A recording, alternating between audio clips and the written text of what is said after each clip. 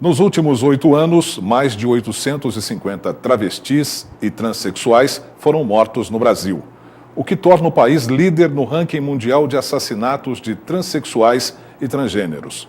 O grupo LGBT vive em constante luta para que seus direitos sejam assegurados. No dia 1º de março, o Supremo Tribunal Federal decidiu que a alteração de nome e gênero de registro civil pode ser feita mesmo sem a realização de mudança de sexo. O nosso convidado de hoje para falar sobre este assunto é Christopher Decay, assessor de políticas para a diversidade da ONG Associação e Grupo 4 Estações. Seja bem-vindo, Christopher, é um grande prazer. Bom dia, Magalhães, bom dia a todos que estão assistindo. Christopher, qual a principal diferença desta medida tomada pelo STF e da de antigamente? Então, Magalhães, essa medida é extrema mesmo e assim, revolucionária, né? Nós estamos até na frente de Portugal, inclusive. Antigamente, para você mudar o sexo e gênero, né, o gênero e o nome no assento da sua certidão de nascimento, você necessitaria fazer um processo jurídico enorme, com vários laudos psiquiátrico, psicológico e médico, e necessitaria você, a pessoa travesti, transexual, homem ou mulher trans, está fazendo a cirurgia de readequação de gênero. Com essa mudança do Supremo Tribunal, não há mais essa necessidade e facilita muito mais, porque não vai mais pelo processo jurídico e sim pelos cartórios. O que é que vai mudar na documentação?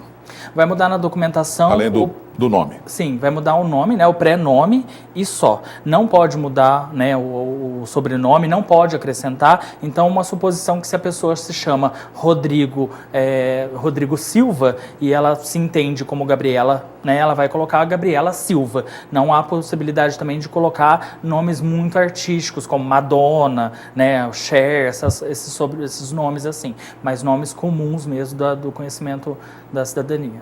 Você que milita há bastante tempo nessa causa, como é que você vê essa decisão?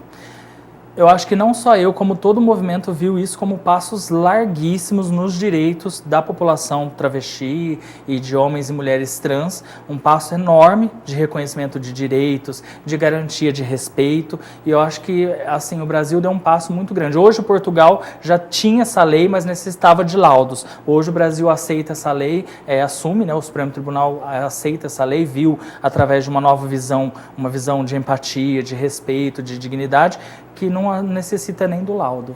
E de 1º de março para cá, aqui na região de São João da Boa Vista, você já tem uma estatística de quantos transexuais se valeram dessa decisão do STF? Então, nós temos uma parceria com várias ONGs aqui da região e, assim, de primeiro momento, nós já tivemos 15 casos já. Nós tivemos, por exemplo, bem próximo nosso, nós tivemos em São Sebastião da Grama, da Nicole, uma grande amiga minha de anos, inclusive. A Nicole acabou de fazer a certidão dela, está super feliz, já está ratificando o documento, né, o RG, o CPF, o título ela já colocou também. E também a Alessandra, que inclusive faz parte da nossa ONG, que é de Espírito Santo do Pinhal. O cartório do Espírito Santo, daqui do Espírito Santo do Pinhal, também já está adequado. E você conversando com essas pessoas que já mudaram o nome, quais os ganhos, né, que essas pessoas vão ter a partir de agora no dia a dia, em termos de não só de respeitabilidade, mas também de acesso, né, à saúde, à educação, ao emprego? O que muda?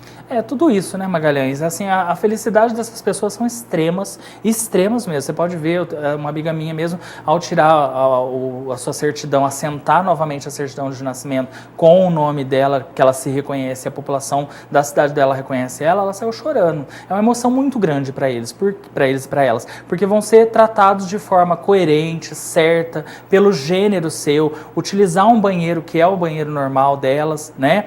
Ser tratada no SUS, ser tratada num médico, ser tratada na escola, né? Porque a evasão escolar é 78% de pessoas travestis, transexuais, homens e mulheres trans na escola. Então podem voltar para a escola e ser chamado pelo seu nome, que você se reconhece no espelho, dentro da chamada, dentro da sua casa, dentro da sua sociedade. Ô Christopher, e também essa decisão acaba por fortalecer ONGs como a 4 Estações, né? Esses movimentos que são medianamente articulados no interior, né? Diferentemente do que ocorre nas capitais. Sim, com certeza. As capitais estão muito mais fortalecidas por serem mais fortes, né, estarem dentro da capital, e as ONGs do interior ficam um pouco sempre mais atrás, apesar de que eu acho que depende muito dos organizadores das ONGs, dos presidentes estarem sempre empenhados em buscar a novidade, que nem mal saiu, né, essa predição do Supremo, a gente já correu atrás, procurou saber como estava funcionando, as cidades que já estavam se adequando, fazendo. Eu mesmo acompanhei o processo da Alessandra até o cartório, até o registro, até o assentamento, e foi muito bonito de se ver uma pessoa ganhando ali a sua coisa. É praticamente você nascer novamente mesmo, porque o assentamento da certidão de nascimento é um segundo nascimento da pessoa. E isso fortalece muito as ONGs do interior, as ONGs da capital, e assim, por mais que seja as ONGs de Brasília, né, mais fortes, como a ABGLT, a ANTRA, a GAVES, né, que é o Grupo de Apoio de Advogados de Brasília, que foi os que deram o pleito disso no Supremo Tribunal Federal, nós, como ONGs do interior, tem um tijolinho nosso lá também assentado nessa grande passarela aí. A Quatro Estações tem um plantão também para esclarecer dúvidas dos transexuais que queiram fazer essa alteração no nome? Então, a Quatro Estações não tinha até então, nós estamos agora providenciando um telefone para que a gente possa fazer orientações técnicas, né, tanto no sentido de retificação de nome, como no atendimento ao hormônio, como no atendimento de como buscar a sua cirurgia de regeneração de sexo também, homofobia, casos de homofobia, nós também fazemos boletim de ocorrência através de um sistema que nós temos parceria com a Defensoria Pública do Estado de São Paulo e a Coordenação de Políticas Públicas, nós conseguimos fazer diretamente a denúncia, então nós já estamos providenciando um telefone para isso, somente para isso, para fazer esses atendimentos. O Região faz agora um breve intervalo, voltamos daqui a pouco, até já.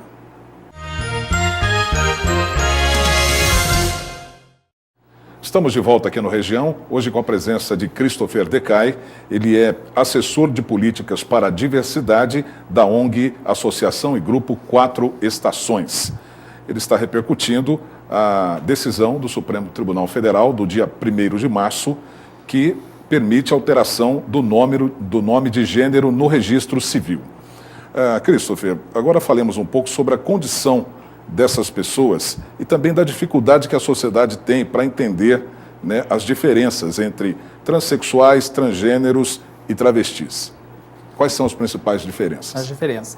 A pessoa que é travesti, a mulher que se identifica como travesti, ela não acha a necessidade de se transmutar, ou seja, ela não acha a necessidade de se autocirurgiar. Então ela não procura a cirurgia, né, de sexo para mudança. Ela permanece com o órgão genital que ela nasceu e ela se identifica assim. Então as mudanças dela são mais leves, não são tão severas. Então elas aceitam, tratam pelo nome social, né, faz a retificação também, mas não tem necessidade de fazer todo o processo, não vai até o processo de cirurgia. Toma a hormonização, mas não faz o processo. As pessoas que se entendem como mulheres transexuais ou homens trans, elas sentem a necessidade física da retirada da mama, no caso do homem trans, e é um incômodo muito grande para o homem trans ter a mama, né, ter os seios, então ele busca pela retirada ou pelo SUS, ou particularmente isso.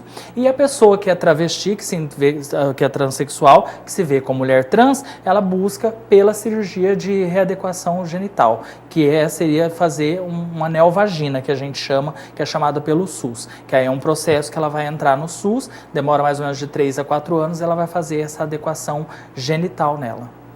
O Brasil lidera o ranking mundial de assassinatos de transexuais e transgêneros. Por que você acha que isso acontece no país? Infelizmente o Brasil amarga esse ranking de assassinatos, né? E assim, em contrapartida, só para deixar uma coisa clara, em contrapartida o Brasil também é o primeiro país do nosso país aqui que consome pornografia de travestis e transexuais. Isso é muito engraçado, né? Então a gente pode dizer aí que essa transfobia é aquela coisa que eu tenho em mim, mas não quero aceitar. Então assim, é o país que mais consome também pornografia transexual. Eu acho que isso se deve ao não entendimento, né, Magalhães, das pessoas leigas que não sabem respeitar as outras pessoas. Muitas pessoas fazem diferença, não entendem o que é orientação sexual e o que é identidade de gênero e causa todo esse transtorno, a falta de respeito com o seu semelhante, né? Não só nos casos das travestis transexuais, mas como com os homossexuais também. Você acredita que essa ausência de conhecimento reforça o preconceito? Com certeza, eu acho que reforça muito, porque quando você não atua contra o preconceito, outras pessoas atuam a favor dele. Então, piadas sem graças, né, pode gerar preconceito, uma brincadeirinha pode gerar preconceito, né, chamadas de Zé Mulher, essas coisas. Então, tudo isso pode gerar muito preconceito. Eu acho que o papel primordial das ONGs e da parada é isso, dar visibilidade ao movimento. Eu acredito que, por exemplo, posso citar São João, que tem melhorado muito São João. São 10 anos de parada, o pessoal participa muito, as famílias, né? E quais as dificuldades encontradas? A gente já comentou isso no bloco passado, mas é importante reforçar, né? As dificuldades encontradas aí pelos transexuais e transgêneros na busca de um emprego, por exemplo. É enorme porque na hora da contratação, de repente pode ser uma travesti muito bonita, muito elegante, faz a entrevista, extremamente competente, mostra um currículo muito bom, de repente é uma travesti que tem uma faculdade ou duas, ou um curso técnico, ela chega, ela passa na entrevista. Quando ela apresenta a documentação dela e a documentação dela não está ratificada, ela não é contratada, porque a pessoa vai ver que, né, ela é biologicamente, ela é de outro sexo, e isso já gera um grande preconceito, porque ela deve ser contratada pelo cunho dela, né? Por ela ser uma pessoa que tem uma faculdade, que tem o conhecimento naquela área, vai atuar bem, mas não, infelizmente, eu já conheci muitas travestis que chegou na hora da contratação, a hora que ela entregou a documentação dela, infelizmente, ela foi negada. Essa é uma dificuldade não só das travestis, mas também de outros grupos, né, do LGBT? Eu acredito que seja, mas mais das travestis e das transexuais. Mais das travestis e transexuais mesmo. A população de homossexuais e bissexuais não demonstram não externa tanto, né? Nós não temos que mudar tanto. Então não tem que ter cabelo comprido, não tem seio, né? Então o sofrimento maior é dessa população mesmo, de travestis e homens e mulheres transexuais. Essa vitória do movimento LGBT no Supremo, né, a partir do dia 1º de março, com essa questão da alteração do nome e gênero de registro civil, abre a porta para outras conquistas. Quais são as outras demandas do movimento? Abre portas para muito mais coisas, né, para muito mais entendimento, que eu acho que ainda falta reparações de muitas coisas ainda. Mas ainda, por exemplo, o casamento, apesar de se casar, ainda não é lei, né? O casamento, ele está como uma deliberação apenas, mas está a se tornar lei. Por exemplo, as famílias LGBT, homossexuais hoje, não são consideradas famílias, né? Nós temos um estatuto famigerado chamado Estatuto da Família, que não diz que homossexuais e casais lésbicas ou travestis são família. Para eles, família é homem e mulher. Então, tem muito mais ganhos. Homossexuais, travestis, mulheres e homens trans não podem doar sangue, por exemplo, porque diz que somos uma população de risco, entre aspas, né? Mas o Ministério da Saúde, inclusive, já disse que não há mais grupos de risco, e sim condições de risco e suposições de risco. Então, tem muita coisa ainda a ser acertada. É muito subjetiva essa questão do grupo de risco, né? Sim. O crescimento da intolerância em todas as áreas, né? É o racismo, é a homofobia, é a xenofobia, e isso tudo se condensa e vai parar nas redes sociais. Você tem grupos raivosos, muito críticos de todos os movimentos, né? Das minorias, entre aspas. Então, como é que você, como militante, enxerga esse panorama no Brasil? Eu acho que o Facebook deu voz a quem não merecia, né? É uma ferramenta muito importante para todos e todas, né? Para todos os movimentos. Mostra muita coisa boa, mas para quem não sabe usar é muito terrível. E as pessoas acham que que a opinião delas devem ser dada de toda e qualquer forma, né? Mas muitas opiniões estão mascaradas de preconceito, de homofobia, de machismo, né? E a partir do momento que você fere a outra pessoa, já não é opinião, né? Já é uma ofensa. Então é muito complicado. As redes sociais é um veneno hoje em dia para quem não sabe lidar, mas também é muito bom para quem sabe lidar, e os movimentos têm trabalhado muito bem com isso. E como é que o Quatro Estações tem usado as redes sociais para difundir as suas bandeiras, os seus objetivos? Fazendo divulgações, as orientações técnicas, né? Divulga as palestras que faz, divulga as orientações técnicas, vídeos, reportagens, comenta de alguns sites que provavelmente acaba causando um tumulto, homofobia, né? E a gente acaba entrando e postando a matéria desse site e em cima fazendo um resumo do que está errado ali, da forma correta de se falar ou do que aconteceu naquela devida situação ali. O Região faz agora um breve intervalo, voltamos daqui a pouco. Até já.